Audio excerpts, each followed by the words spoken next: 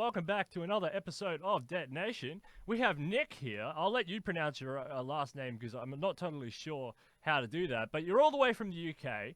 I love the UK, by the way. I'm here in the UK as well, hanging out near the city of London, as you can see, with all the criminals.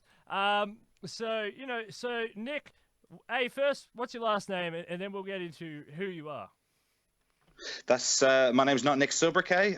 It's pronounced like French because we're all Europeans here, man. We're all part of the big global community. How's it going? Great to be on the show. How's it going, Steele? Sobriquet. That's cool. Yeah, we fought the French for a long time. I've never been to France. I'm sure they're lovely people, but they annoy me sometimes online.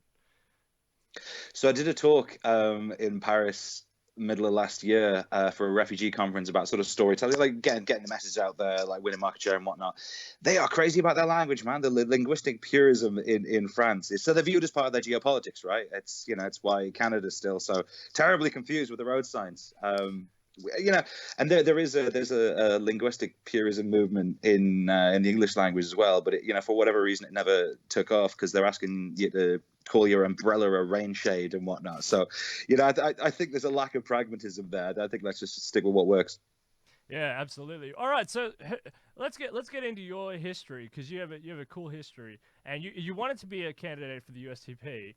And why did you want to be a candidate, and why did you get rejected, and what were you going to run on? And we can go through some of the more on what you were going to run on in a sec. But what motivated you to throw your hat into the ring, so to speak, and what's your sort of ideological focus and your history, and you just go through it.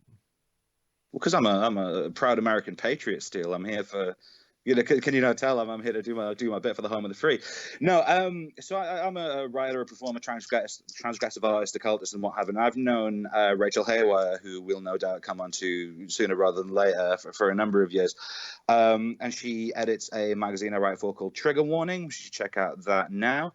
I mean, not now, but 20 minutes, 40 minutes or so.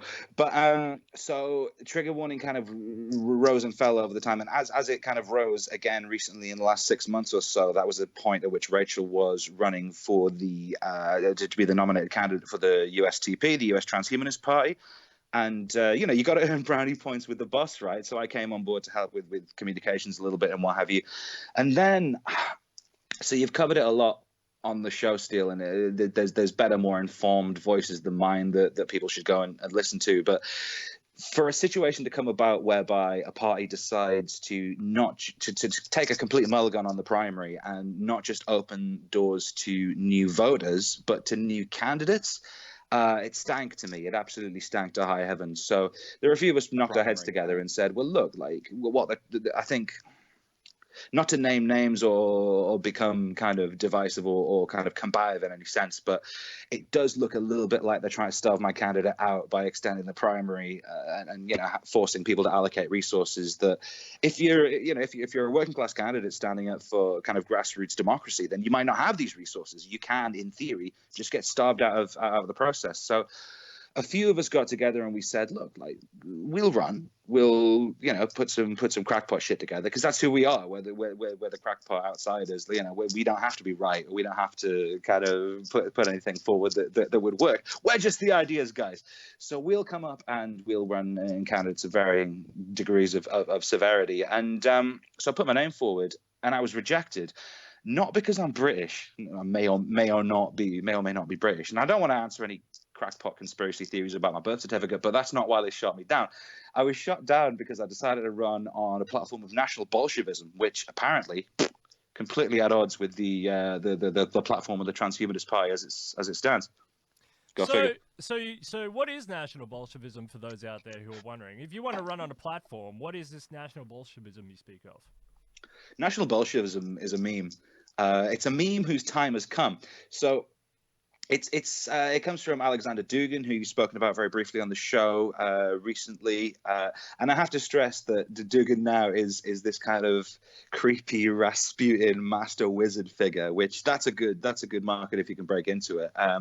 But when he was working on National Bolshevism in the 90s, it was far more rooted in transgressive art, in the underground music scene, in the occult. Like there's a lot of esoteric thought inherent in National Bolshevism. We're talking about going back and rebuilding a new indigenous religion based on the fact, and this is something, I'm a weird leftist in that I kind of move away from the grand Star Trek globalist vision. I just happen to think that the nation state works as a means of administering democracy and distributing resources. Half-baked federal empires don't work, and that's what we are trying to sort out in the UK at the minute with Brexit too. We'll see how that one goes. I'm not going to make any grand proclamations about Brexit, but National Bolshevism, when I say it's a meme whose time has come, in that it is taking the best and most workable bits of both fascism and communism, and that's a rich buffet that we've got to work with there, and turning it into something that is definitively anti-centrist. Because right now the problem is not with ideas, and we need to stop taking our guiding political philosophies from ideas that people had in the 20th century. We need to fucking synthesize something.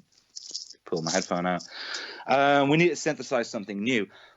So anything that is just anti-centrist on principle is, I would class National Bolshevism. Anything that is populist, but not populist in the sense of the kind of populism that eats its own tail. And so you had Richard Wollstonecraft on recently talking about populism in the sense, populism, right-wing populism, is self-defeating in that it does a far too good a job. Like, I'm not against liberalism because liberalism failed. I'm against liberalism because liberalism served its purpose and we're viewing the dying throes of a decadent ideology. Right-wing populism, to me, has shades of that, in that it will come around full circle and people will sooner or later demand, oi, yeah, you promised us a say in these things, but it turns out you've just, replaced, you see your background there, one background with another one very similar. It could be LA, it could be Beijing, which worries me. But so Nazbol is a meme, and I decided to run with it as part of the Transhumanist Party platform, trying to fuse that with a new philosophy of transhumanist national Bolshevism, which we're calling Transbol, because those 20th century political philosophies failed because they went against the human condition. They went against the observed story of human progress. So maybe it's not the ideology that needs to change. Maybe it's the animal that you're applying to. Maybe we need to evolve the human animal. And that was interesting to me. So, yeah. Yeah. Transhumanism is all about going beyond what we always consider as to be normal, and normality for that idea within that context is actually progressing and evolving continuously through technology, through change, through continuously reshaping ideologies.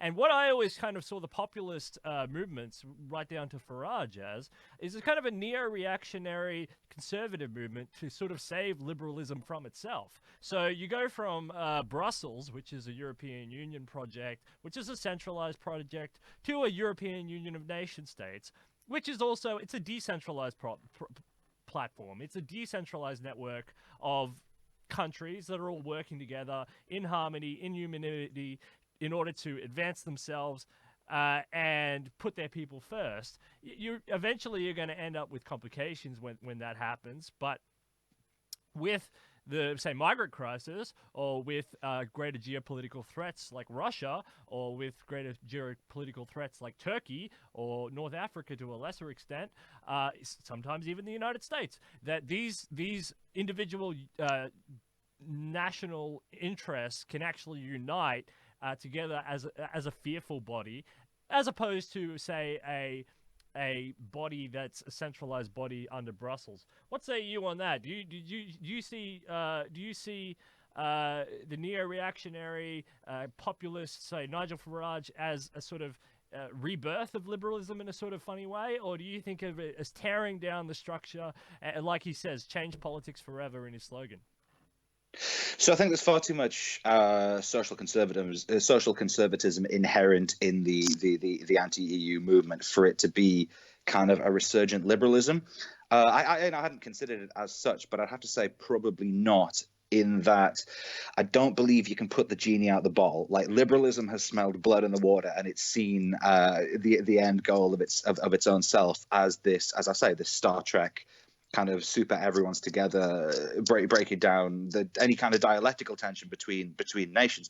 And we're seeing that now in a sense that probably can't realize itself in the end game, because China and Russia are setting themselves up not as different nations, in a sense of a slightly different twiddling of the knobs of liberalism. They're setting themselves up as different civilizational states. So a fundamentally different approach to running a society. And we'll get to a certain point, and we realize that there needs to be a step between the nation state, the functioning, robust, demonstrably functional nation state, and the grand global utopian vision.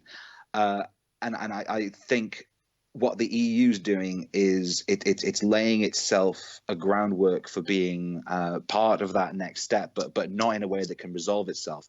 So to talk about Farage as like a new liberalism, probably not, in that he is kind of retreating back to step one, to maybe look at step three further down the line. But no one's talking about the clash of three great empires and what that might mean, either economically, as we've seen with the trade war with China and the US. And I'm not a Trump fan, but Trump's not my guy. But the Democrats screwed my guy, so Trump is what they fucking well get. Excuse me, I beg your pardon. So to say that as a resurgent liberalism, probably missing a couple steps. Yeah. So that's interesting. So you're not a Trump guy. That's okay. Do you think, by the way, just a quick question, do you think Trump's going to go 2020, or do you think? Oh yeah. Yeah, the Democrats are going to run Biden because everyone just wants to retreat back to the 90s, and as I say, you can't put the genie back in the bottle. We are advanced. We are godlike in our capacity to communicate with one another and see through the nonsense in ways that were not possible in the late 90s when these ideologies really got entrenched. So the Democrats are going to run Biden again as a kind of like a good old Uncle Gropey Joe kind of nostalgia feeling. However, I don't think Trump's base feel like the job is done yet. In my ideal world, we would see Warren as the Democratic nominee with Sanders as the vice president. Now, the only reason I say that is there's a certain sort of coterie of liberal voters who will vote based on identity politics and policy be damned.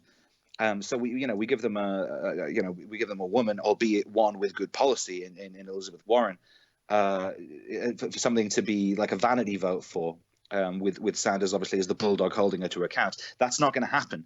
It's going to be Biden versus Trump. What about Tulsi Gabbard?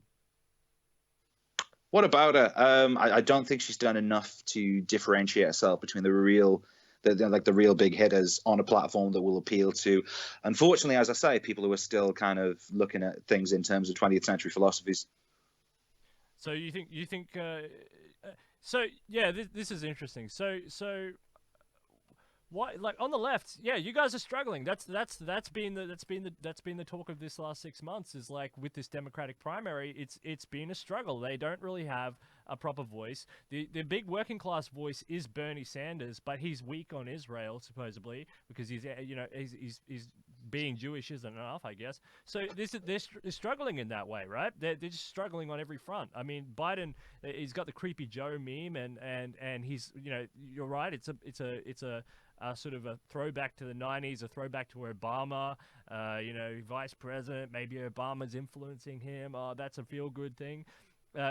Warren, Pocahontas, she's too tough on banks. So the establishment doesn't like her in that way. I don't know. Tulsi Gabbard seems to be this outlier. Andrew Yang can't do it. But he's got good ideas. But yeah, I don't know. It's just such a struggle on the left over there. Unless you see, and you're not going to see a populist resurgence, because there's no one who has that sort of Trump ability to just draw a crowd that's overflowing in a huge arena and say America first and actually mean it. I mean, I don't see that on the left. No, a weak left isn't the story of the last 3 years, Steele. It's a story of the last 10 years at least. So I can only really talk with any kind of informed perspective on UK politics. And the moment that Tony Blair came along and changed what was known as Clause 4 of the Labour Party, when we stopped pushing for collectivised ownership of the means of production, which would have been so core to my Trasball platform, the USTP, because again, going back to what I was saying, I'm weird on the left in that I don't think hierarchies are I think hierarchies are inevitable. You put two people in a room, you watch a hierarchy emerge in minutes, if not seconds.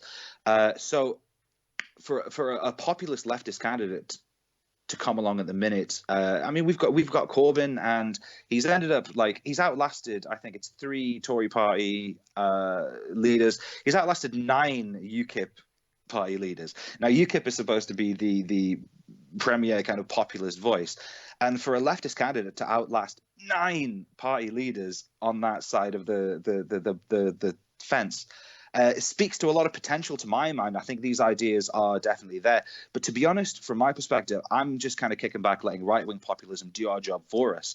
And then when the people have been promised a certain thing, like with Trump, there will come a time when the Trump base thinks that, the job is done.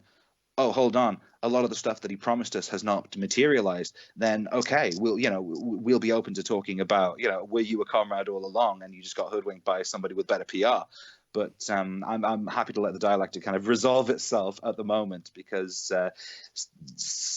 too divided, too many voices, too many cooks. It's interesting. Let's talk UK politics for 2 seconds, because we don't get enough of an opportunity to talk UK politics on this show, simply because it's not big as America. I mean, America's the big one. That's where you want it. That's what you want. We want the White House. We don't really care about the Westminster, but. Look, UK politics is interesting because they've been America's little puppy dog. You mentioned Tony Blair. I mean, that was Iraq, and it's still going on. Those inquiries are still hanging over his head. You're trying to break away from the European Union. It didn't work. You should have just done a quick, clean sweep. That was mine, because I was full on. I supported Brexit, but the part of the deal with Brexit is, after a quick, clean sweep, you're going to get rid of the financial sector of London. London's going to disappear, and that's a huge amount of your GDP. And then Britain has to sort it out its own. Britain, after a hard, the only thing that's going to happen now is a hard Brexit. That's it. It's a hard Brexit. That's it. That's my analysis. There is no way out of this apart from a hard Brexit. What say you? I think Brexit has been betrayed. So I was pro-Brexit for one simple reason. I believe we can fight the Tories. The right. We can fight the right in the UK. It's an Englishman's duty to drive the Tories into the sea. I don't think we can reform the EU. And all that the EU has had to do over the last 3 years to turn me into a rabid Remainer is to say, we're open to reform. We're listening. But that has not emerged at any point over the last 3 years. They've proved themselves completely unwilling to kind of stray from the course of this crazy project. If you're pressing me for a prediction about what's going to happen with Brexit, I think the cause will be betrayed. I don't think Boris Johnson, as a character, as much of a character as he is inheriting a weaker party and a weaker government position than Theresa May did.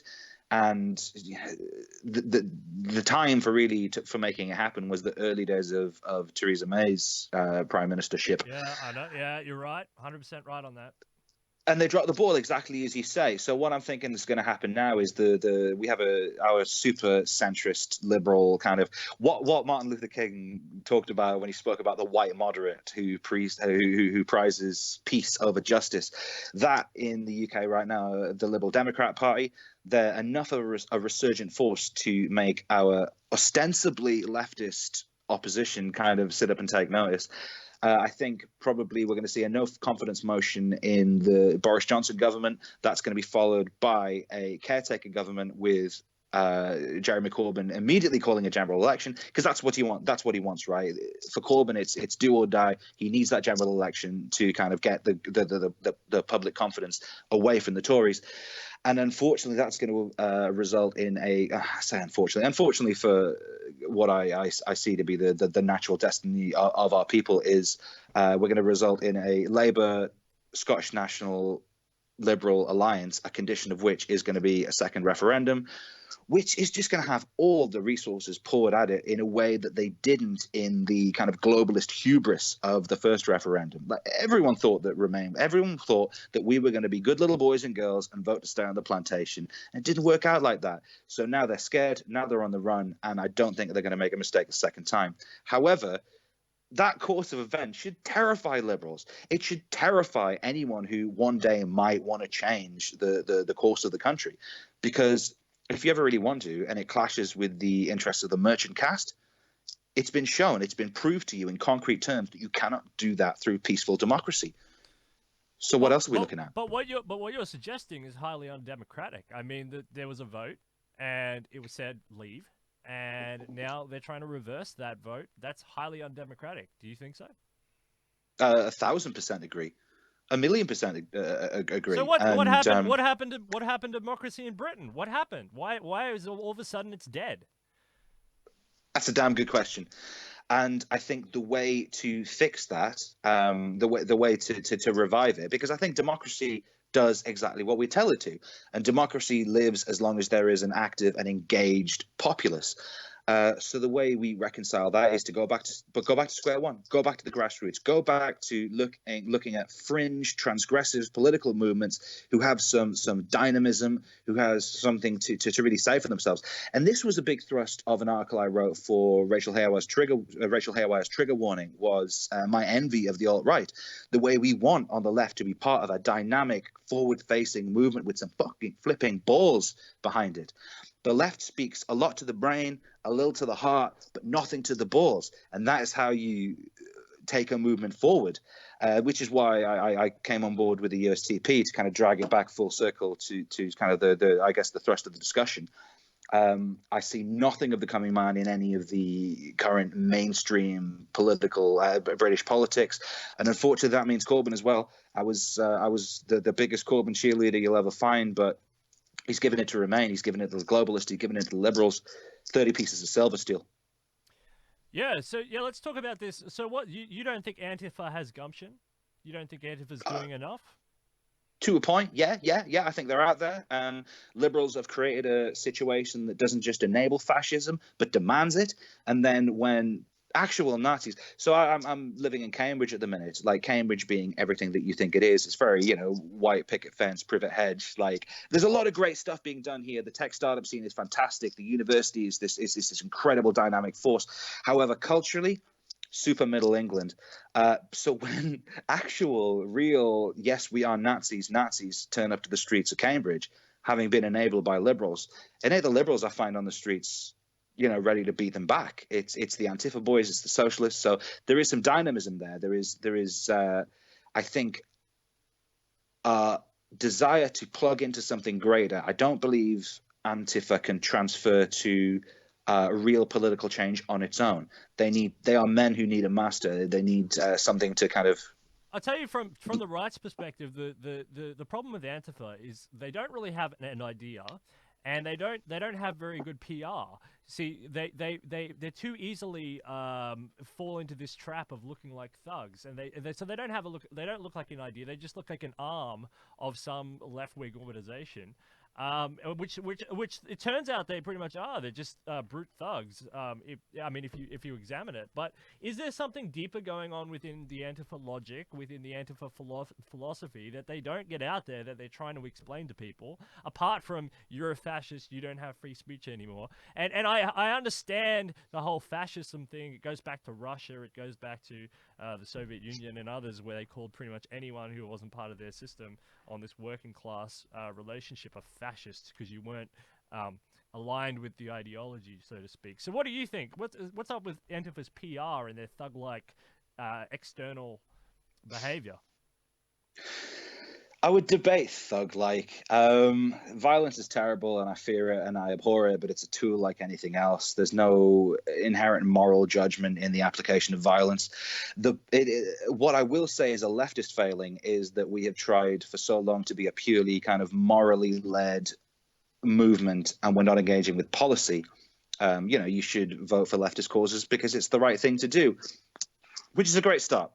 But still, it's half the argument. We need to talk policy at some point.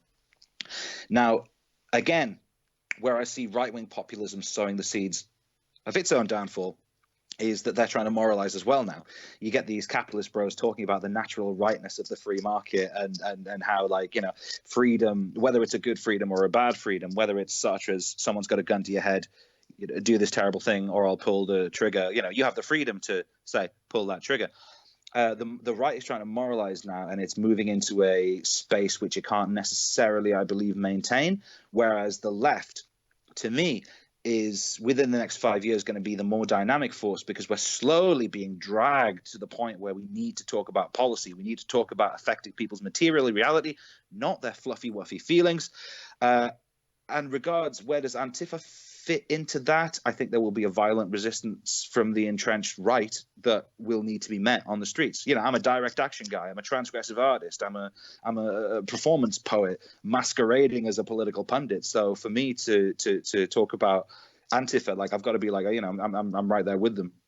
Yeah. So they are good at the artwork, though. The anti-fascist is very good. I mean, the right doesn't have anything sort of comparable, because they're always see what I find with the left is that they're not afraid to embrace their old symbols. They embrace the cross and the sickle. I mean, not the cross and sickle, the hammer and sickle. Right? They embrace that. They don't shy away from it. But the right, or the left, as some people would say, the Nazi, the swastika or something, they say, oh, you know, that's bad, and they shy away from that. Or the old German flags, or the old imperial flags, or something. The right seems a lot more scared to put forward those old things that they have so much reverence for.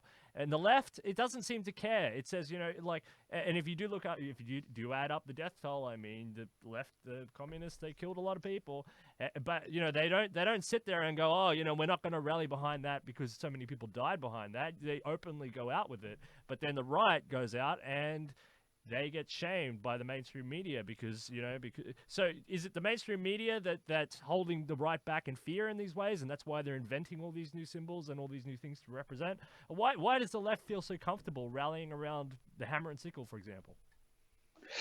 It's a curious reason that we're still fighting World War II and not the Cold War. Like that, World War II seems to be the definitive world-shaping conflict that we focus on. This is probably going to be very different in America, but for the UK, from my perspective, we focus on World War II and not the Cold War. So we focus on fascism, the far right, as being the great evil, rather than, you know, we had a very functional working relationship with the Soviet Union during World War II. They did the hard work for us. So historically, it's just one of those curiosities of history that we focus on certain things and not others. Like, if you're looking for truth and virtue in history, if you're looking for the goodies and bad guys, I've got some terrible news for you. Yeah, we're all a pack of shit. However, how does that transfer nowadays? I mean, it just is what it is. The right wing has developed its own symbols. We've got Pepe. We've got the dollar sign. I don't think necessarily, and again, this goes back to what I'm saying, in that we need to stop rooting the core of our thinking in the 20th century. The left needs its Pepe. The left needs to maybe reclaim Pepe. I don't know, man. That's something that we need to be talking about. In, again, what Rachel's talking about a lot as part of her USTP platform is a transgressive arts space. We need to be having these. We need to be resolving these ideas in an artistic space, so that we don't have to resolve them in commerce or, God forbid, in warfare. Yeah, let's talk a bit more. Let's talk a bit. Just more before we get into Rachel and all that. We will go there in a sec. But what about your article? What will we die for? What was your main thrust? What was your thesis? And what were you trying to explain in that? What Will We Die For was about, I mean, read the article, go on my blog, Romancing Babylon, read What Will We Die For. That is about a void of meaning that, again, the white moderate, the peace over justice guys are expecting us to fill with go get a job in a call center and squeeze out some children and resolve your life in a way that has no meaning, in a sense that we were told to look for meaning. So for young people growing up at the minute, they're growing up, they're entering a world which made a deal on their behalf that no longer functions. You know, you're being told to observe certain kind of rituals and a certain kind of power structures, certainly certain kind of power structures we're being told not to question in life, that do not give you the meaning, that do not give you the visceral feeling of being alive that you got from the earlier days, when there was community, when there was a more decentralized kind of broken down. You can see the benefit of your day's work in the faces of those you go to the pub alongside in the evening. And that's been taken from us. That was robbed from us by globalism, by the kind of power structures that resolved themselves in the EU. So with What Will We Die For, I'm thinking, like, well, we're being told to live for nothing. We're being told to just live, and that's fine if your ambition stops at the end of your privet hedge. But for anyone who has kind of a grander ideal of what this all means, and for what the meaning of life is, which is a core tenet of transhumanism, we're being given nothing. And unfortunately, a lot of young people, and a lot of young men especially, I'm not going to pretend that this isn't a young men's problem. They're finding it in these fringe ideologies that say that you can find meaning at the end of an AR-15. And I'm not anti-gun. I think guns are cool, man. My granddad, I grew up with a granddad shotgun propped up around the back door of the farmhouse, man. If you respect a firearm, it's just a tool. But when you fetishize a firearm and you invest meaning in it, then it becomes a political tool. And that terrifies me. So we need to find something to die for that isn't the AR. And that would be a very interesting discussion to have with an imam or someone in Islam who's dealing with this quite on a different level, but almost on the same sort of idea. They find a lot. Or of a white nationalist. Or a white nationalist. Yeah, well, that's increasing as well. I mean, the white nationalists are rising out of despair because the older generation is just killing themselves with drugs and alcohol, and they're overdosing in the United States like nuts.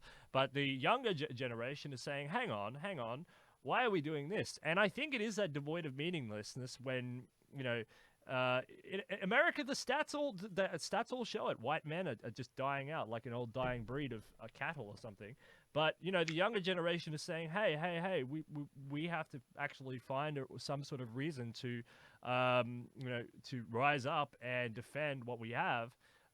It's kind of an interesting dynamic, and I like that article, by the way. I thought it was really good. Let's move on to why were you rejected as a candidate from the USTP? Racism, just straight up racism, Steele. No. Not because I'm a UK citizen, which is crazy. Have you heard the old joke? A Belarusian, an Estonian, a Brit, and an Aussie walk into a US Transhumanist Party election. You heard apparently we're writing the punchline to that joke right now.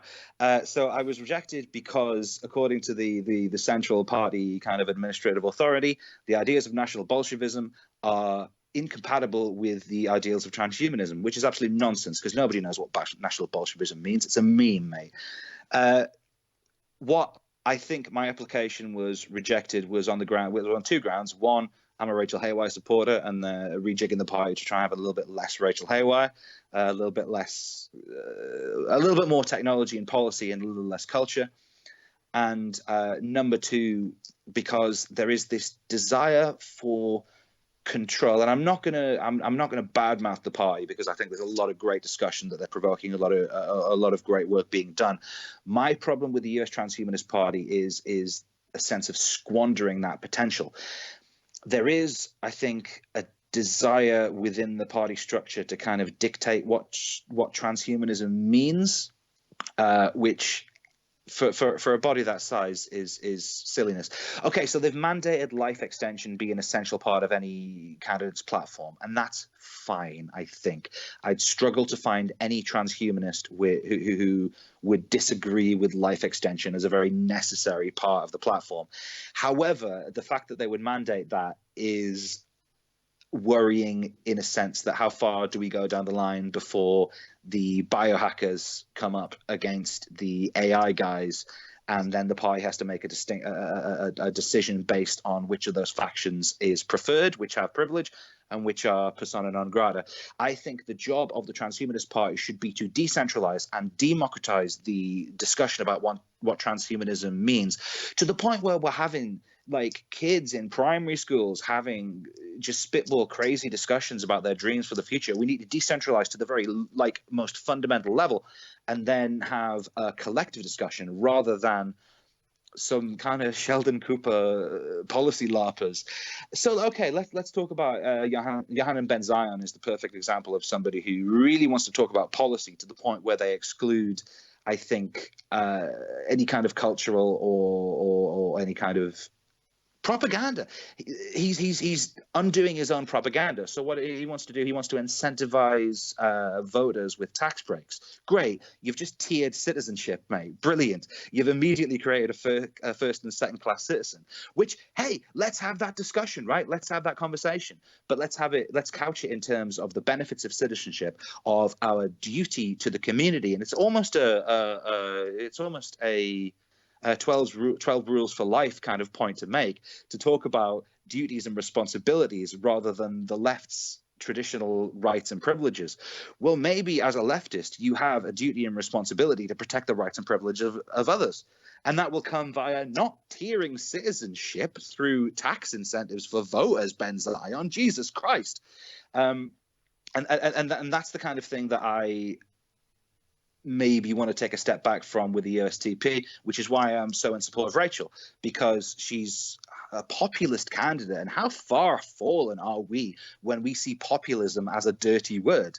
Like, literally, in letting the people discuss what is meaningful to them and what transhumanism means to them should be the cornerstone of the party's platform, not an inconvenience to it. Why did you pick the coming man as your slogan? Why that? It's who we fight for. I think inherent in transhumanism is the Nietzschean idea of the Übermensch. We are moving towards something. And again, that's why we need to open up the dialogue, because what do politics for post-humans look like? When we can't die, what happens to the grey vote, which is a pillar of conservatism? You know, when you're going to live for 1,000 years, we're already seeing that as life expectancy grows in certain areas. There's appetite for the Green New Deal in ways we didn't see in the past. So, I mean, we've got the guys like, so you read your Slavoj Žižek, you're looking at guys like Elon Musk and Mark Zuckerberg have already colonized post-capitalism, because that's a human ideology. I think the battleground for true progressives, for the left, is what comes post, what comes post the human animal. And that's what I mean when we say we fight for the coming man. Which is, yeah, that's very good, and it's post scarcity that they're trying to aim for. But you're right, like, this is the first idea of post scarcity. Elon Musk is trying to do it in the physical world by expanding to the moon and Mars, but using reusable rockets, which is a physical thing. Post scarcity in the brain, so that's Neuralink. Post scarcity in the form of digital information. All you have to do to expand there is just build more computer software and servers and hard drives. So it's an attempt at post scarcity. It's a very first sort of drive into post scarcity, and that's the Mark Zuckerberg, Elon Musk, and Peter Thielian sort of idea. But that's very interesting. And what else did you want to talk about on your platform that you had that you would like to tell people that you can't tell people because you're a national Bolshevist who's been excluded from the race? What else would I like to tell people? I'd like to I really wanted to hammer home the transgressive arts element, because to my mind, having ideas that nobody has had before, or rehashing ideas in a new platform, because there's nothing new under the sun, it should be key to any healthy, dynamic movement, as we saw on the alt-right, as I wrote about in Killing Friends. Like, we need to have that fearlessness about our mentality. And that means, to my mind, I would actually go a step beyond Rachel Haywire and say we need legal protections for transgressive artists. I've had friends fired from their jobs because of things they said on stage, because of things they've filmed in their movies, because of things like, at what point is society run for a collective discussion? At what point is it run for your boss's PR? We really need to hold employers to account who frivolously get rid of employees because... And again, it's the liberal criticism of Trump. Ooh, the nasty white man said mean things. At what point is that an essential part of our dialogue? The ability to be retarded. They just cleared a guy in the UK of there was the Grenfell fire. A bunch of greedy slumlords kept housing in such terrible condition that it burned down and a bunch of people died. So nothing's happened to the slumlords that own the place. Nothing's happened to the contractors who just frivolously went cheap on anything, resulting in people's deaths. Nothing's happened to the people who killed those who died in Grenfell. But there was a guy who did like a bonfire piece depicting the Grenfell fire, which is completely tasteless, and he wasn't making any kind of political statement about it. He was just being a dick. But at what point that guy got dragged to the High Court and had to appeal on the highest level his decision to do that, whereas nothing happens to the people the corporate manslaughter charge guys. Like, we need to realign who the narrative is working in the interests of. To my mind, Rachel Haywire in the USTP is the strongest candidate to do that. I would have gone a little further than her. Yeah. So that's really good. So there's like two tiers of justice operating, and we've got the same thing going on here in Australia. There's so many apartments that have been built on really shoddy foundations, and there's an apartment in Sydney that's almost they had to shut down and evacuate everyone because they thought the whole building was going to fall over, and it's still a huge issue. So. Look, this is a big problem across the board, and there's no justice. These people need to be locked away, and they need to be locked away harshly so that they incentivizes people not to do the same thing in the future. But that's a good point. So let's talk about H Plus and People Unlimited. Do you stand behind Rachel and her sort of her Silicon Valley-esque escapades? How can you look at the progress of the USTP primary and not stand with Rachel Haywire in a sense that a populist candidate was doing well, and Rachel courts the right wing? To my mind, like, she's working the marks there. Rachel is old left. She's vociferously working class. She's arts and culture led. She will use the platform in ways that Zoltan Istvan used the platform to build it, man. She's the natural successor. However, we have interests who are a microcosm of exactly what you're talking about, Steele, the vested interests, the vampires, the thing, using the platform now as a PR springboard for other endeavors. And that worries me. So do I stand behind Rachel Haywire? Is she the best, the most natural choice for the USTP candidate? 1,000%. Yeah, that's a very good endorsement. And what about H+? What about them? I mean, do I think they're relevant to the US? This is a $10 million question. I mean, do I think H+ are relevant to the USTP election? Unfortunately, no. Culturally, no. Materially, financially, they have made themselves not just relevant, they have made themselves the arbitrators of it from my perspective, and that worries me because, again, going back to what I was saying before about our need to find and nurture grassroots political movements for corporate money, for some quite questionable corporate money, Steele, to come into that arena and then start dictating left, right, and center worries me intensely. I think the USTP should stand, and Mr. Stolyarov, to his credit, is doing a fantastic job of keeping the party, I've got to be very careful what I say here, keeping the party on track without alienating anyone. However, I think Rachel Haywire should burn shit down, fuck shit up. And that's the direction the party needs to take. Because, right, are we trying to put a transhumanist candidate in the White House in 2020? No, we're probably not. Are we using it as an education platform? Are we using it as an information platform? Are we using it as an entertainment platform? Because in a world suffering from content shock, you need to be able to cut through the noise. Rachel cuts through the noise in ways that other safe, approved show pony candidates do not. Yeah. This is a good point. This is a different take on why, the motivations of the party and the foundations and the reasons for the party's existence. And this is a very good, strong element. Because it needs attention. It's an attention-driven economy in that way. And the foundations have to be strong. We live in an exponential curve, and your theory is very funny.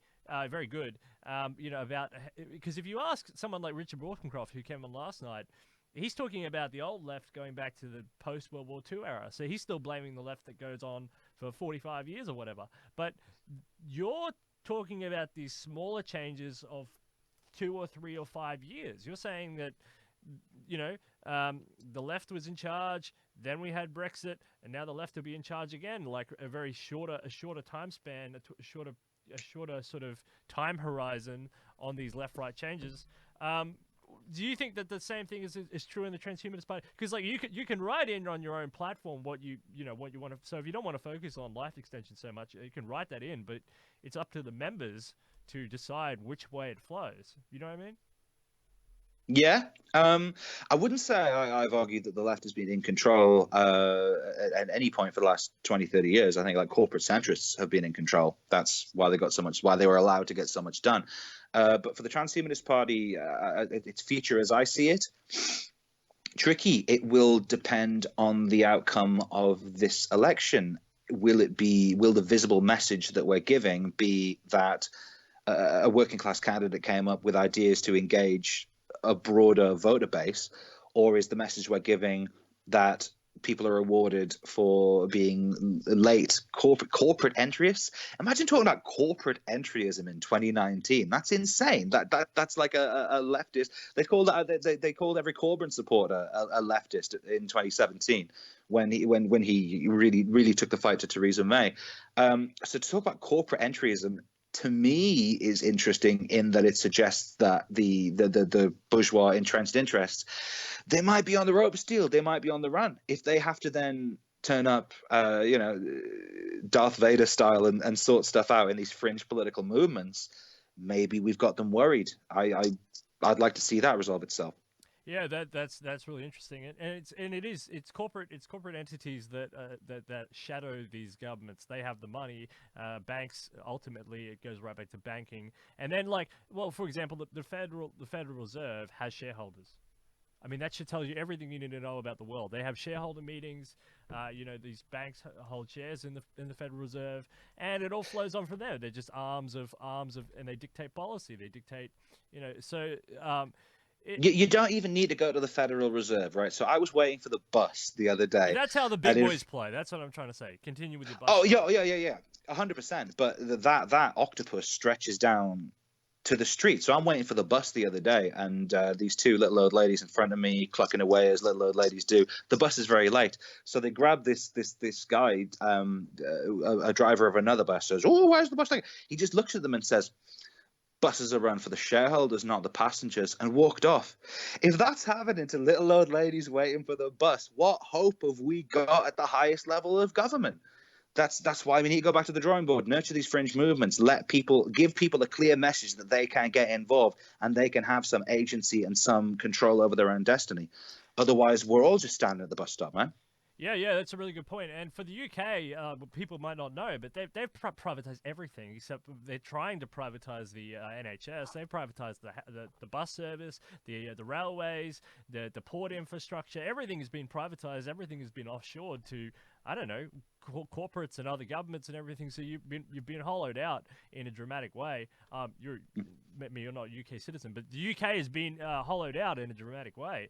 And that's starting to happen here in Australia.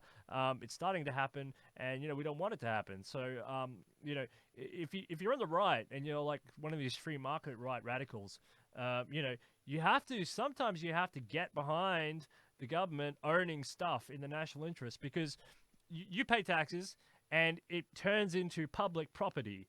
Okay, and that means, like, for example, I'm pretty big on maintaining the nationalization of the health service in this country. I don't care what other countries do, but in this country, why? Because at least then it has the interests of the Australian public in it, and it's not owned by China, or it's not by India or UK or something, where all of a sudden all the data and all the information and everything is given to another country to own, and it becomes far from an asset. Yes, okay, there is the price mechanism, so corporations will lower prices on things.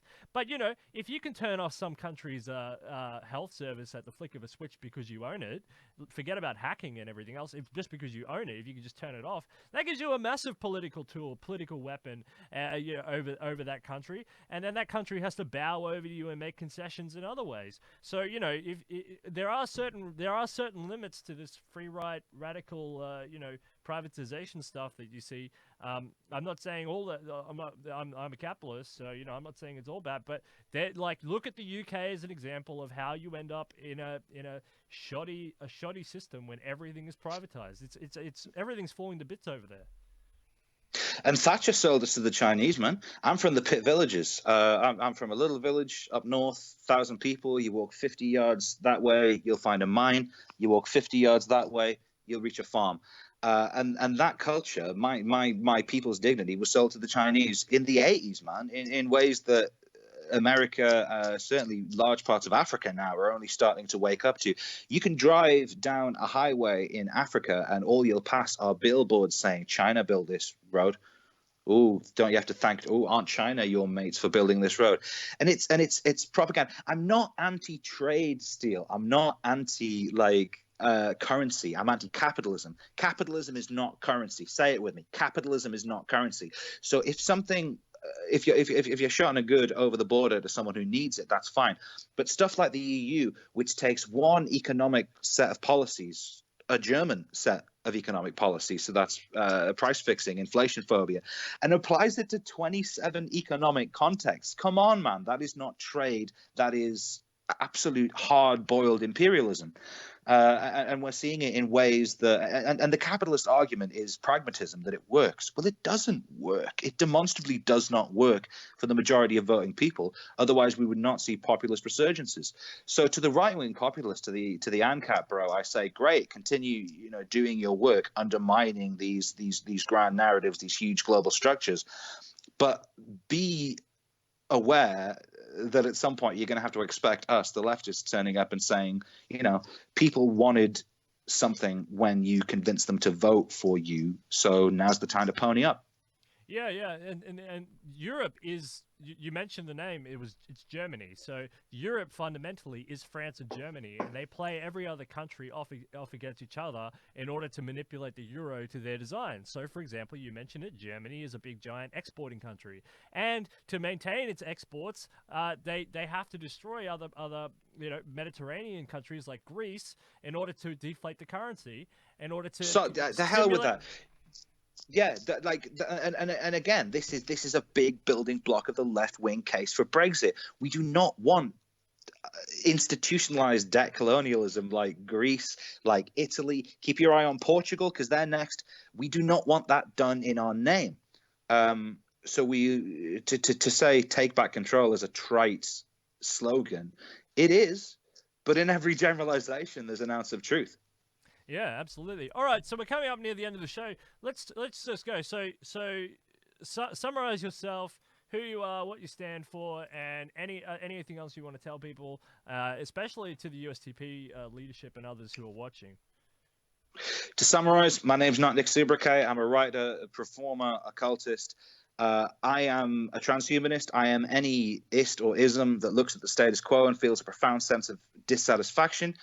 If you want to change things, you need to start listening to people who want to change things. You need to stop listening to the money because it makes you feel good to be talking to a millionaire. You need to start feeling good about talking to Sandra, the cleaner, who's working 2 jobs, still relying on out-of-work benefits. She doesn't care what genitals are on the board of the board of CEOs that's employing her.